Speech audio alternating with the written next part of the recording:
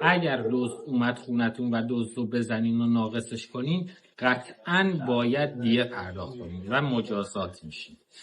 یکی از مسائلی که خیلی میبینم صحبت میشه تو جامعه اینه که آقا دزد اومد چرا نباید بزنیمش؟ نگاه کنین، دزد به محض اینکه اومد خونتون نمیتونین ناغافل بزنینش، چون اون موقع باید دیه پرداخت کنین و مجازات داره.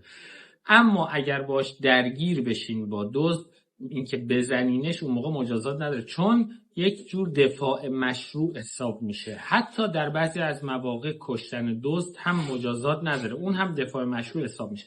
ولی کشتنش زمانیه که بین کشته شدن خودتون و کشتن دزد مجبور بشین یک مورد رو انتخاب کنین، اون موقع میتونین اون رو بکشید. اما تا جایی که سعی دارید نذارین کار به اینجا برسه و با یه درگیری و یه ناقص کردن جزئی قال قضیه رو بکنین، چون دفاع مشروع شرایط خاصی داره که شرایطش یکم سخته. درسته شما دارین دفاع میکنین از مالتون، ولی شرایط دیگه هم هست، مثل این که بایستی نوع وسیله‌ای که دو طرف برای زدن همدیگه استفاده میکنن تقریبا یکسان باشه و سایر شرایط که حالا جاش اینجا نیستش.